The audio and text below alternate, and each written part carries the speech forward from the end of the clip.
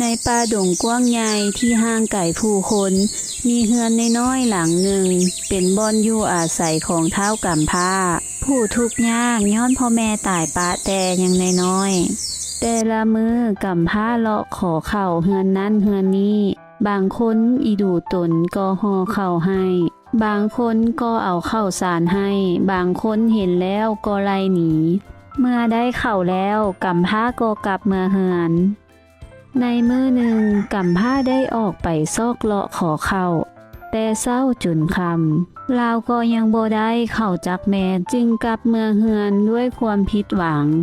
พอย่างเข้าเฮือนก็เห็นข้าวสารที่ตัวเองขอมาไว้ในกระบุงเหี่ยสะทรายทั่วเฮือน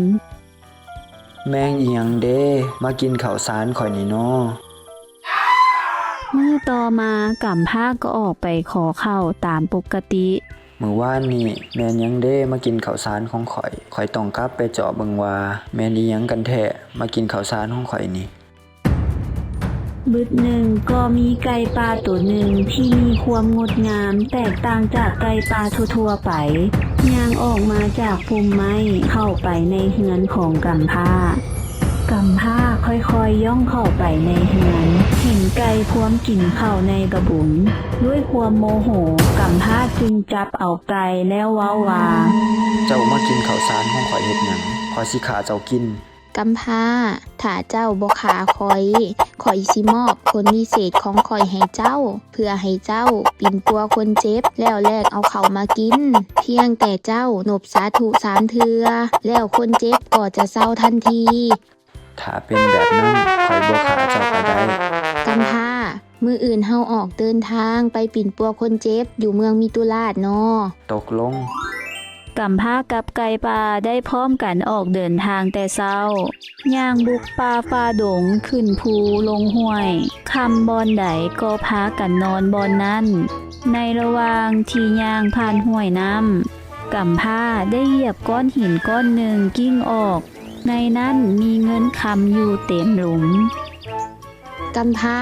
เจ้าจงเอาคำไต่ให้เต็มทั้ง2 กระบุงแล้วหาไปนำจากนั้นก็เดินทางต่อไปผ่านภูนี้ขึ้นภูนั้นไปเรื่อยๆไก่ป่าตอนนี้เฮาพักผ่อนก่อนเนาะข่อยเมื่อยหลายพักผ่อนก่อนก็ดีข่อยก็เมื่อยคือกันเขากวงละว่านี่กำพร้าเจ้าจงถิ่มกระบุงเงินคำที่หามาด้วยความลำบากแล้วเอาเขากวงไปแทนทิมกาทิมกำพร้าหอบเอาเข้ากวงมาฮอดแคมแม่น้ำแห่งหนึ่งไก่ป่าจึงบอกให้กำพร้าทิ่มเข้ากวงลงแม่น้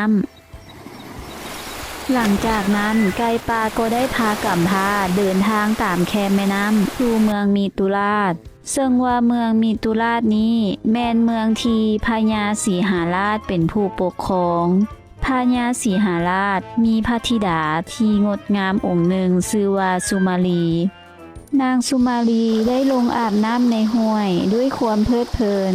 แต่ในขณะที่พวมเอาหัวมุดลงน้ำก็มีเขากวงไหลมาตกใส่หัวของนางพอกลับมาฮอดพระราชวัง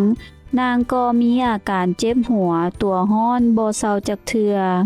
พญาได้หาหมอที่เก่งที่สุดมาปิ่นปัวแต่ก็บ่เซาเจ้าจงประกาศหาคนมารักษาลูกข่อยให้หายเศร้าได้ถ้าคนใดรักษาลูกสาวข่อยให้เศร้าข่อยจะยกนางสุมาลีให้เป็นคู่ครองและยกเมืองให้ปกครองพร้อมกำพร้าและไก่ป่าได้เดินทางมาฮอดเมืองมิตุราชก็ได้ยินคำซาลือของประชาชนเกี่ยวกับอาการป่วยของนางสุมาลีพวกเขาจึงพร้อมกันเข้าวังเพื่อขานอาสาปิ่นปัวอาการเจ็บของนางสุมาลีในยามรักษากำพร้าได้เอาผลไก่วิเศษที่ไก่ป่าได้มอบให้ออกมาแล้วเฮ็ดตามคำบอกของไก่ป่าทันใดนั้นอาการเจ็บหัวตัวห้อนของนางสุมาลีก็เศร้าทันทีตอนนี้ลูกสาวของข้อยก็เศร้าแล้ว ข้อยยกลูกสาวข้อยให้เจ้าพร้อมทั้งยกเมืองมิตุราชให้เจ้าปกครองสืบต่อไปแต่ในขณะเดียวกัน ไก่ป่าตัวนั้นก็บ่ปรากฏตัวให้ผู้ใดเห็นอีกเลย มีเพียงคำซาลือของชาวบ้านว่า ไก่ป่าของกำพร้าอาจเป็นเทวดาที่ลงมาพิสูจน์ใจคน